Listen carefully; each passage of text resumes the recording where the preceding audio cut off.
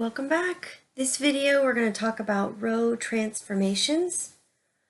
We are looking to use a matrix to solve a system of equations. So let's talk for a second about a matrix. A matrix is a rectangular array of elements, which means we're going to organize some numbers in rows and columns. We'll talk about how we're going to use the rows and columns, what those individual numbers that are called elements are going to represent. We can talk about the dimension of a matrix or the size of a matrix, and that's how many rows we have. Rows are horizontal, right? Versus how many columns we have. So this would be a 3 by 3 because we have 3 rows and 3 columns.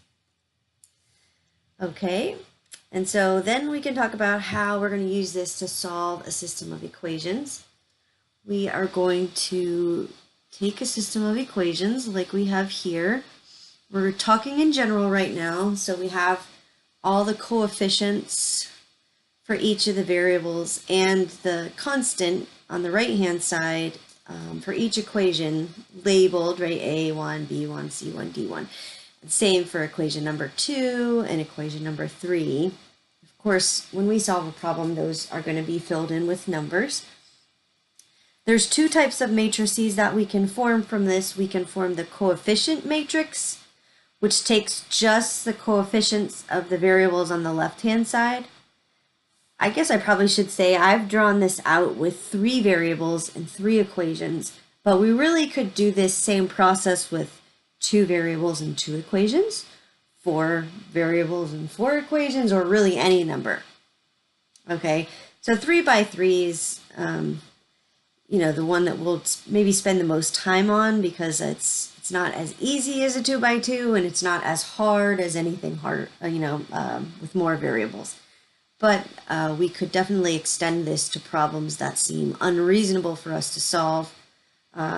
This is an easy way for a computer to solve a system of equations. Okay, so this is the coefficient matrix. It just lists the coefficients for x, y, and z, or whatever variables we're using. And then we have what's called the augmented matrix, and that adds this line down the center representing the equal sign and the coefficients, or the constants rather, on the right-hand side. Okay, so the first step in solving a system of equations is to take the system as it's written and rewrite it as an augmented matrix. Once we have an augmented matrix, there are a couple different ways that we can solve the system. One of the ways is to take this matrix and rewrite it in what's called row echelon form. So row echelon form, the goal is to have the elements on the main diagonal to be 1. Now, sometimes they may be 0, depending on the type of system we're working with and the type of solution that we're going to get. And I'll try to show you both of those possibilities. And we would also like, okay, so the first non-zero element in each row, rows are horizontal, will be a 1. That's almost saying the same thing, but maybe not exactly. Okay, and then I don't have zeros below, but it should be zeros below the diagonal. That's kind of important too. And then we are going to solve, once we get it in this format, we're going to solve by a process called backwards substitution. So I'll show you what that is.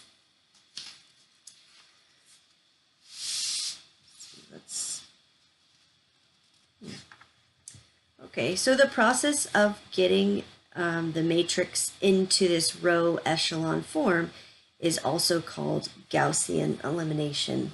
And I don't know that that's mentioned in your book, but I just feel like maybe we owe Gauss to call it what it is.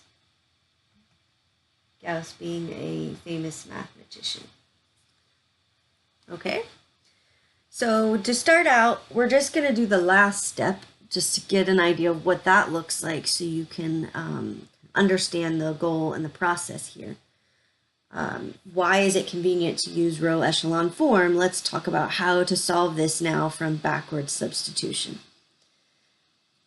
Okay, so this one is in row echelon form. Let me take this off now. If once I have manipulated my matrix to be in this form, now I can convert it back to a system of equations. So each of these is the coefficient for x, for y, and for z equal to this right-hand side. So this becomes x plus y minus z equals 4.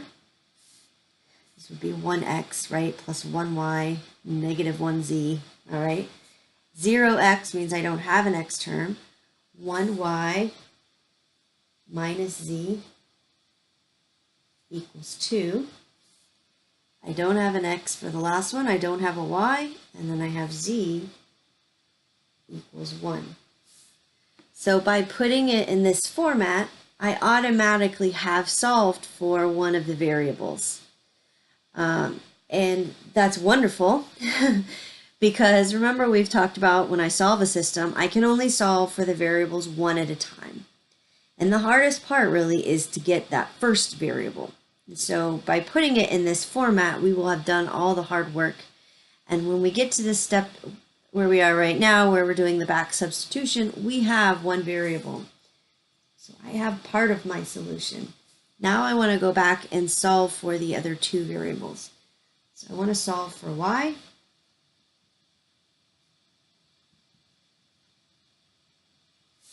So in this case, if I go up a step, right, this is an equation with just two variables, one of which is z, which we already have a value for. So I can plug in z to be 1.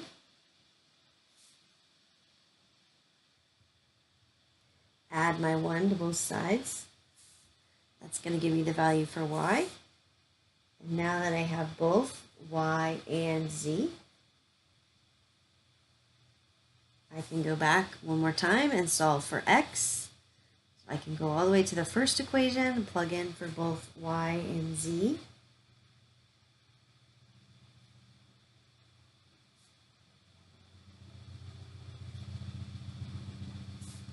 And if I subtract 2 from both sides, looks like x is 2.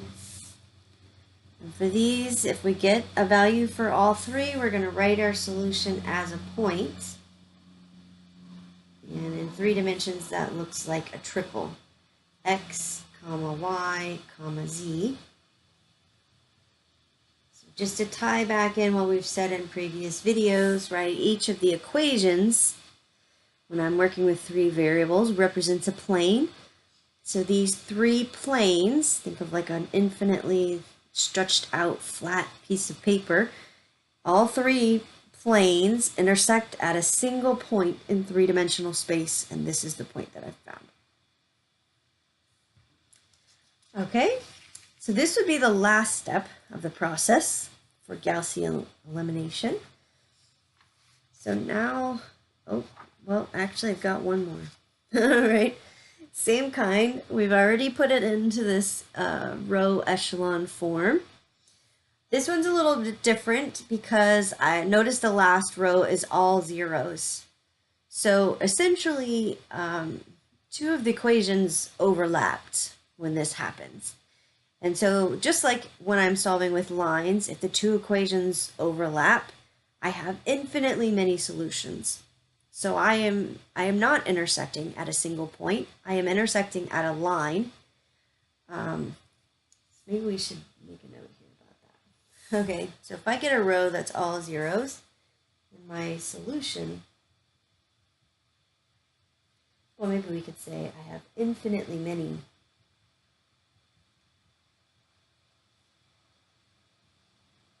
solutions. Okay. And so in that case, I need to represent my point because my one point is going to be written with a variable so that it can represent all the points on the line where these 2 planes cross. 2 because 2 of the planes have overlapped, and then I have the third one. Okay, so I usually, for your book, we're going to write our solution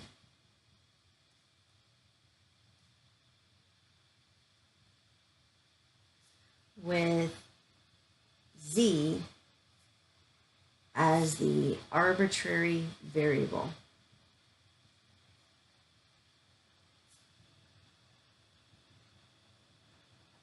What that means is we are going to let z vary. It can be any number we want.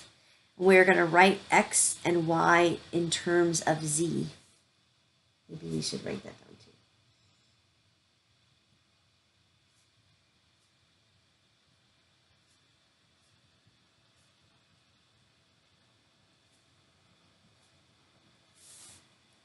too. Okay, so let's do that. Just like before, once we're in as much of row echelon form as we can get, now we would like to rewrite this as a set of equations. So this will be x plus 2y minus z equals 5, and y minus 2z equals 1. 0 equals 0. Really, that's what told us that we have infinitely many solutions. It's not really going to play a part in the final answer other than the fact that we don't get a point.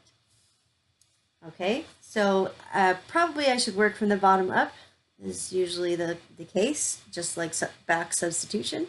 So this last equation has both y and z, so I'm going to solve for y.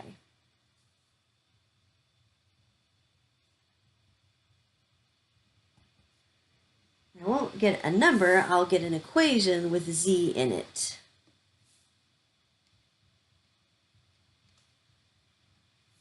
So I'll add my 2z over to the other side.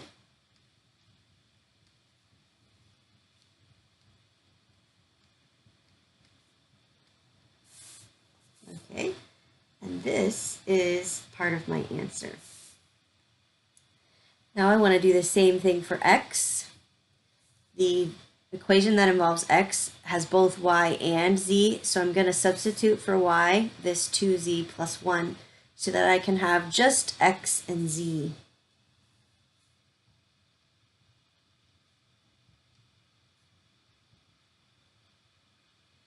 So I'll have x plus 2 times 2z plus 1 minus z equals 5, and I would like to solve for x.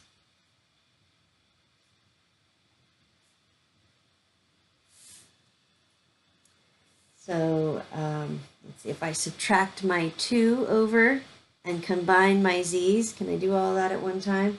This will be x plus 3z. If I subtract this 2 over, it will be equal to 3. And then I will subtract the 3z over. I'll put it in the front just to be consistent. So it'll be negative 3z plus 3. Okay, so I have x. Oh, well, here. I have x, I have y, and remember z is just going to be itself because it's the arbitrary variable. So my solution is the set of points where x is negative 3z plus 3, y is 2z plus 1, and z is itself. And this is a line, where a line has infinitely many points, where I can pick any number I want for z, 1, 2, 3, whatever, decimals, fractions, doesn't matter, and this is how I could calculate the y value and the x value that would go with that z to make a point on this three-dimensional line where these planes cross. All right, so now you've seen both types of solutions. One where we get a point and one where we get a line with an arbitrary variable. Okay, here we go. I knew we talked about this somewhere in here. All right, so the process to put our matrix into row echelon form, we've kind of already mentioned this, is called Gaussian elimination. And it dates back to Carl Friedrich Gauss, who is a famous mathematician. Okay, so to put our matrix into row echelon form, we are allowed to do these 3 changes to our matrix to kind of manipulate it to be in row echelon form. Each of these does not change the relationships between the equations. It just reorganizes them so that we can solve and creates an equivalent system. So we are allowed to interchange any 2 rows. I can change the order of the rows since each row is an equation. It doesn't matter the order of the equation, so I can do that. It's not going to change anything in this system. I can multiply the elements of a row by a non-zero constant. Basically, I can multiply any row by a number, not 0. Okay, and that's not really going to change the equation. It's just going to allow us to manipulate it in a way we would like, organize it. And then the third one is one that we use a lot, and this is I can replace a row by adding its elements to a multiple of the corresponding elements of another row. This is essentially like elimination, the solving a system using elimination. I can multiply a row by a number and then add or subtract it to another row in the matrix. When I do elimination, I get an equation that's equivalent to the system. So I can do that and not change the relationships between the equations. Okay, now this does take some work to organize. There are several steps. I'm not going to be just doing one of these 3. I'm going to be doing multiple row transformations or row operations. So to make it organized, and I don't know that your book does this, but I think it's really helpful to write the row that is changing first. So if you can think about how you want to manipulate it, usually this applies to the third one. If I want to subtract row 1 minus row 2, I'm going to write the row that's changing, that I'm replacing first. And that really can help you keep track of what you're doing, which is good, especially if you have to go back and check yourself. Okay, so let's try this out. We want to use Gaussian elimination to solve our system. First, we want to take the system that we have and write it as an augmented matrix. So let's do that.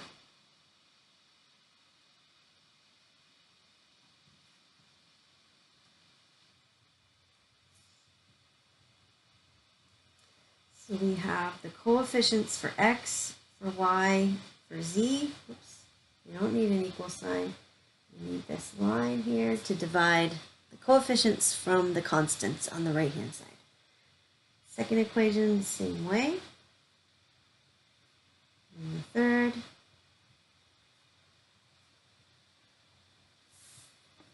Okay, and then we're going to be using the row operations to operate on this matrix. Remember our goal, let's see if I can put it at the top for a second, is to take this matrix and rewrite it in this row echelon form. So we already have the ones on the diagonal. That's pretty exciting because that's not always true. So the goal now really is to take these 3 elements and make them 0. Maybe one at a time, okay? And we can do it in any order we wish. There are a lot of ways to do these. There's not just one method, and the order at which we do it can vary as well. So you do want to record what you're doing in each step. This is going to be an interesting grade for me because you guys can do it any number of ways. So please do record what you're doing, so that'll help me out. Okay, maybe our first goal, I'm going to do it like this today. I don't think I've ever done this before, but we'll try this. Maybe our first goal would be to get this element right here to be a 0. So to do that, I could take and add row 3 to row 2 so that when I add these two together, I get a 0. I want to change this element in row 2, which means really everything in row 2 is going to change. So let's do row 2 plus row 3.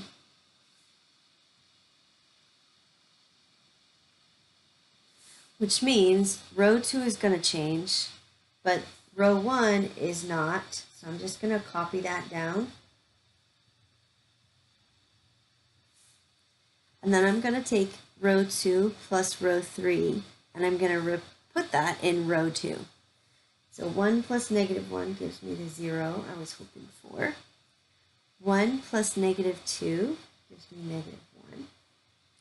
Negative 1 plus 1 gives me 0. And 3 plus negative 5 gives me negative 2. I'm not changing row 3, so I'm going to copy that one down just like it is above. Okay, so I did get the 0 I wanted here. We've talked about this in class, and I think this is a pretty good analogy. But when I do make a change, it is sort of like a Rubik's Cube in that I got this to be 0, but now I don't have my 1 here anymore. I can fix that pretty easily if I want. So why don't we do that next? So I'm going to multiply row 2 by negative 1 to get my positive 1 back.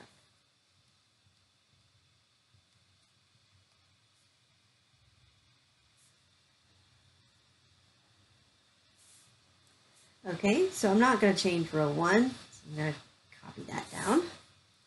But I am going to change row 2. I'm going to change the sign of everything in row 2. Notice I'm not just multiplying the one I'm thinking about, I'm multiplying all the way across when I do that. And I'm not really changing row 3 this time. Okay, next. Maybe I would like to get a 0 right here. Because I would like to have 1s on the diagonal, which I have, and 0s below. So to get a 1 right here, or a 0 right here, I could add row 1 plus row 3. 1 plus negative 1 would give me 0. I want to replace row 3 because I want to change this number right here. So I'm going to write it as row 3 plus row 1.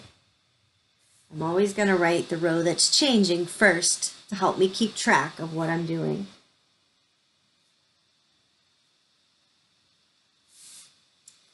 Okay, so since I'm changing row 3, I'm just going to copy down row 1 as it is and row 2 as it is.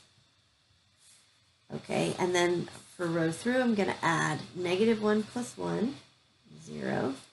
Negative 2 plus 2 is 0. 1 plus 1 is 2. Negative 5 plus 3 is negative 2. And this makes me super happy actually, because not only did we get a 0 where we wanted, but we also got a 0 here. So we're so close to row echelon form right now. But just like we talked about the Rubik's Cube, so we got these two 0s, but we don't have our 1 here anymore. So we need to go ahead and fix that. That might be the last step. So I'm going to multiply row 3 by 1/2. I'm writing it as multiplying versus dividing because, back when we looked at the transformations or the operations list, multiplying is what's okay, and division is just a form of multiplying. So again, I'm going to copy down the first 2 rows because I'm not changing those. I'm only changing row 3. I'm multiplying by 1/2, so this will be a 1. And this will be a negative 1. And I'm doing a little yay party dance because I'm now in row echelon form. So that was really the hard work for these. I actually only did it in 4 steps, and that's pretty awesome. So now I want to do the step that we just practiced before this. I want to do the back substitution. I'm going to see if I can fit this all on one page. Actually, no, I'm not. Okay, so Now we want to go back and write it as a system of equations again.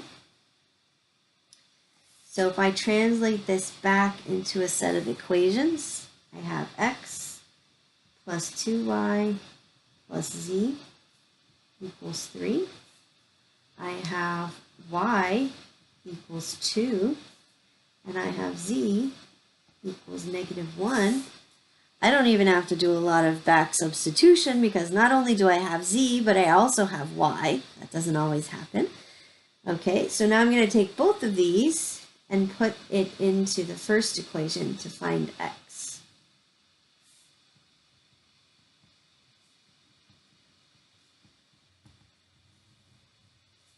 So I'll have x plus 2y plus z equals 3. That's 4 minus, that's 4 minus 1. So I have x plus 3 equals 3. That just means that x must be 0. And I'm going to write my solution as a triple. 0, 2, -1.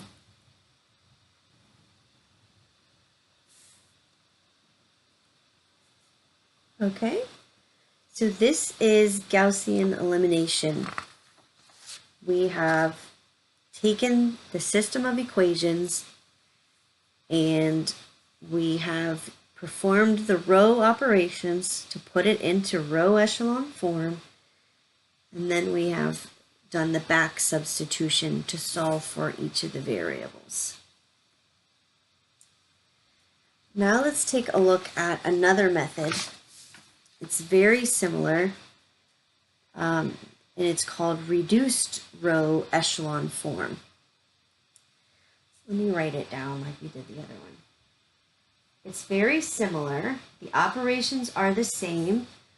For this one, we would like to get 1s on the diagonal, 0s below. That's what we just practiced. We're going to add now. Also, we're going to do the work to get 0s above the diagonal with numbers here on the side. This is a different method that's very much related. So we just do a few more row operations to get the 0s above the diagonal. The benefit to that is we don't have to do the back substitution because in the end we have x equals a number, y equals a number, and z equals a number.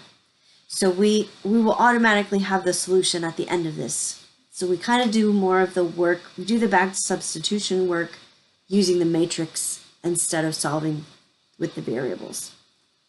This process, when we put it in this format, is called Gauss-Jordan elimination, and this transforms the matrix into reduced row echelon form. Okay. So let's give this a try.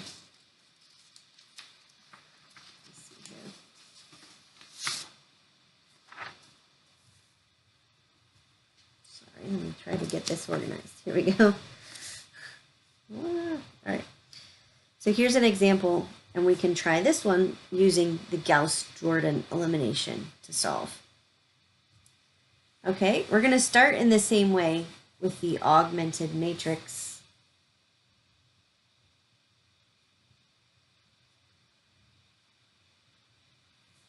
This second equation has no x, so we put a 0 there for the x. Oops. Not a y, but a 1. -1, -2.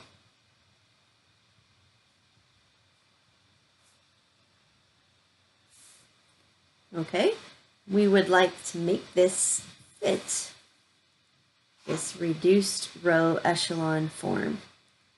So just like before, we're going to do all the same steps to get the 0s below the diagonal. And then once we've done that, we're going to continue doing row operations to get the 0s above the diagonal. Let's try this out. So we'll kind of do the same method that we did before. We already have a 1 here. I always like to start with that first. And we also have a 1 here, which is pretty awesome. So I think the next step may be to get this right here to be a 0. So let's start out with row 3 plus row 1. Now, as I've said before, there are many, many ways to do these. So if that's not what you saw first, that's okay. I'm changing row 3, so I'm going to copy down row 1 and row 2 the way they are. Then I'm going to add -1 plus 1 is 0. -2 plus 2, also 0. 2 plus 1 is 3. And 6 plus 3 is 9. Okay, that was super awesome because just like we did last time, not only did we get the 0 here, we also got a 0 here. So we are in really good shape. Now we would like to have the 1s on the diagonal, so let's go ahead and multiply row 3 by 1/3.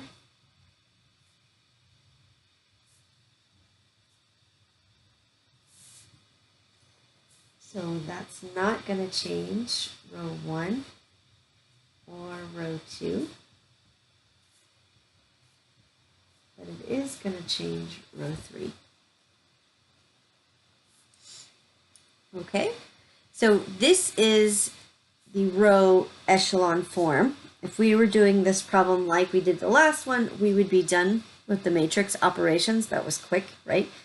And we could do the back substitution. But for this particular problem, we're going to go for the reduced row echelon form, which means we're going to continue working to try to get zeros above the diagonal. So the next step, I think a good next step might be to try to get this element right here to be 0. So to do that, I could add row 3 to row 2. I'm going to be changing row 2, so I'll write it as row 2 plus row 3.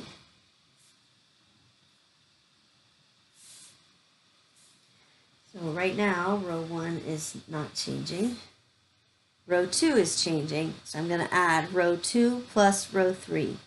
So 0 plus 0, 1 plus 0, -1 plus 1 gives me the 0 I was hoping for, -2 plus 3, and I'm not changing row 3, so I'm going to copy that down.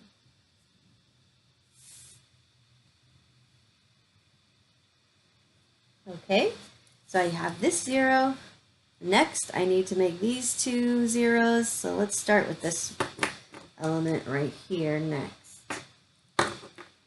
I would like that to be a 0, so I can subtract row 3 without affecting everything else.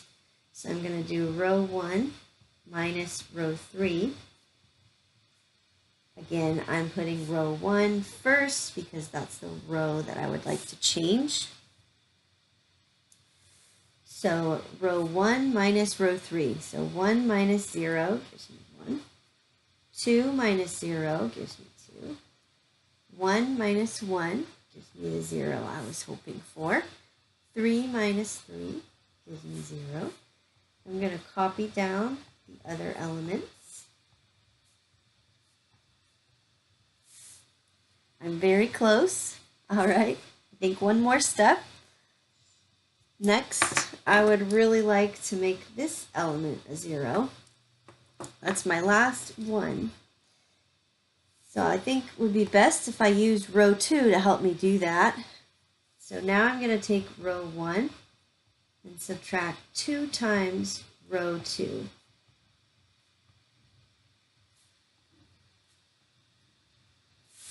Okay, now if this is the one where if you need to, you could off to the side write out 2 times row 2 if that's something you would like to do. I usually do this in my head, but some people might like to write it out. So here's row 1. And if I multiplied row 2 by 2, I would have this. And you could subtract those two if you wanted to do it like that. Some people like to have that written out so they can see it visually. Okay, so I'm going to subtract 1 minus 0, which is 1. Since I'm multiplying this by 2, this is really like 2 minus 2, which is going to give me the 0 I was hoping for. 0 minus 0, and then 0 minus 2, since this is multiplied by 2, give me negative 2. The rest is the same.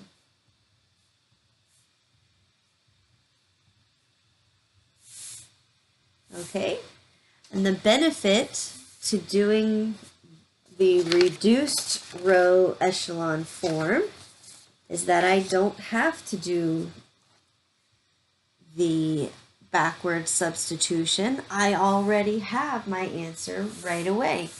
So x equals negative 2, y equals 1, and z equals 3.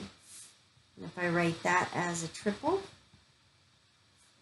my solution would be negative 2, comma 1, comma 3.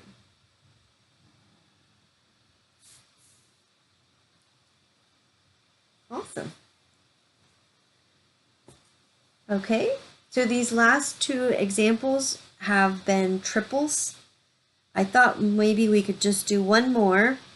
This time we'll just do the Gaussian elimination, not the reduced, not the method we just did, but the previous one, and see what it would look like to write z arbitrary one more time. So this will be our last one. Okay, so here it is. We want to use Gaussian elimination this time to solve. And, you know, I'm kind of telling you ahead of time that we're going to get an interesting answer here, but we may not know that ahead of time. So we'll just carry on the way we have been. We'll make our augmented matrix.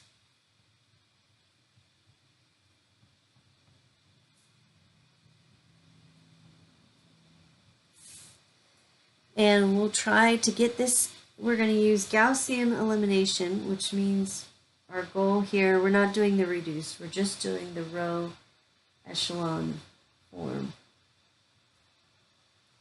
Which means I only need ones on the diagonal and zeros below. Okay, so I don't know what you would prefer to do first. I might just leave this being negative for the moment so that I could make these two rows have zeros underneath.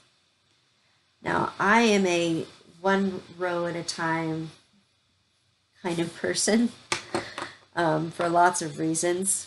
That's my personal preference, but also it makes it easier for you guys to see. But if you would prefer to do more than one operation at a time, that is totally okay. I highly recommend labeling what you're doing though, so you can backtrack if necessary.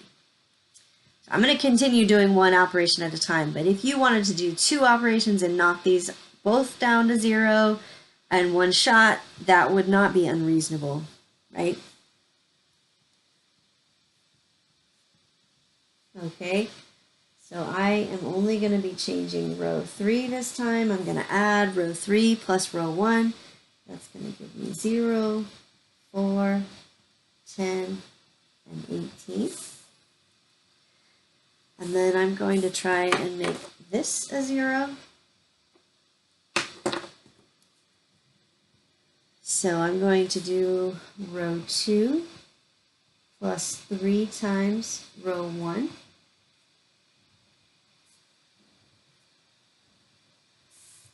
And just like we said before, if you'd like to go ahead and multiply row 1 times 3, you could do that. And you could write row 2 below it.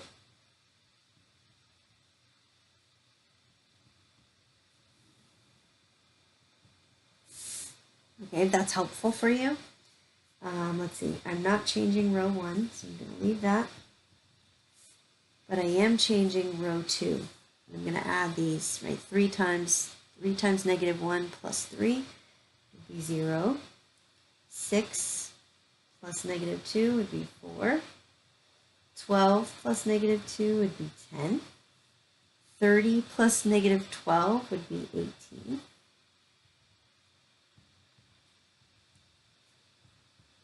Okay, this is the point where you may notice that something fishy is going on. All right. Maybe my next step, even if I didn't know something fishy was going on, would be to subtract to get a 0 right here. So I'll do row 3 minus row 2.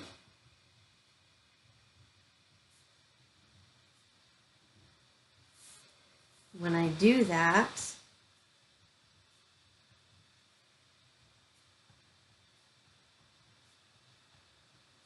I'm going to get 0. 0 minus 0, going the other way, 0 minus 0, 4 minus 4, 10 minus 10, 18 minus 18. Okay, so this lets me know automatically that I'm going to have infinitely many solutions.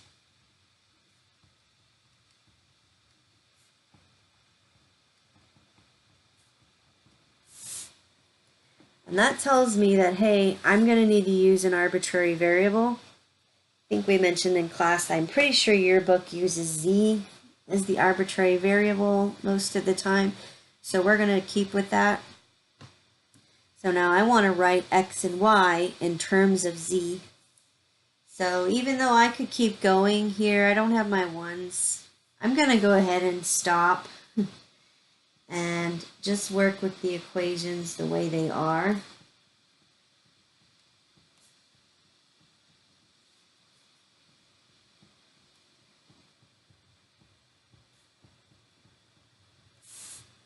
This means that two of the planes are overlapping. So I'm not going to be able to get a triple. So my first goal is to solve for y.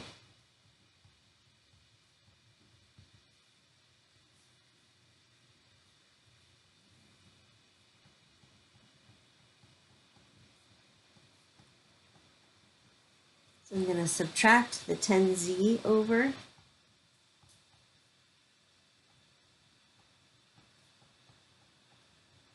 And divide both sides by 4. I'm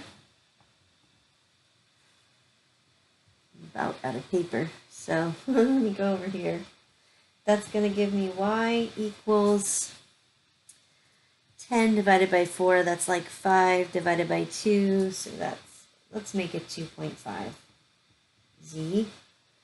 18 divided by 4, that's like 9 divided by 2, so that's 4.5.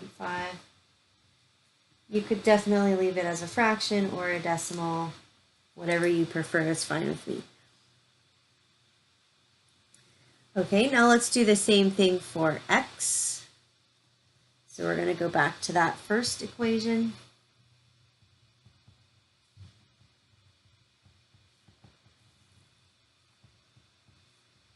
We're going to put in what we just found for y.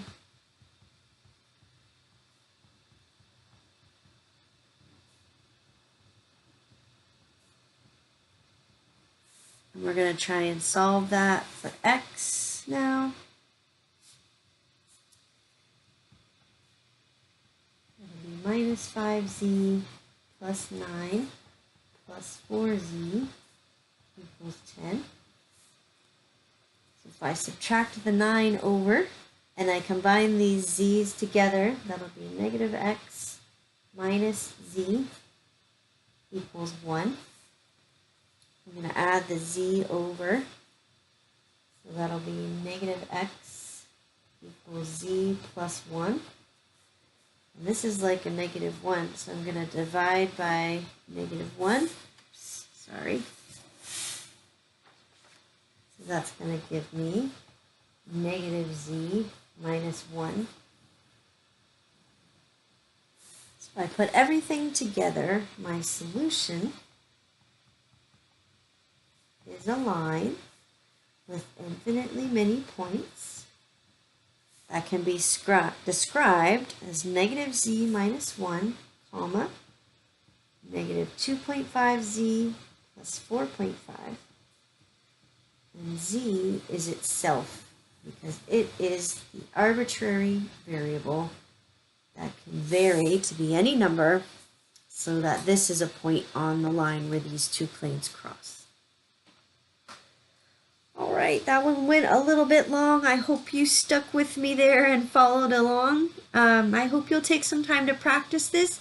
This is definitely one of those types of topics where watching someone do it is only half of the learning process. You have to try it out yourself and practice it and see if you can come up with the row operations that are going to help you solve the problem. So I hope you'll practice this. Have a great day. Practice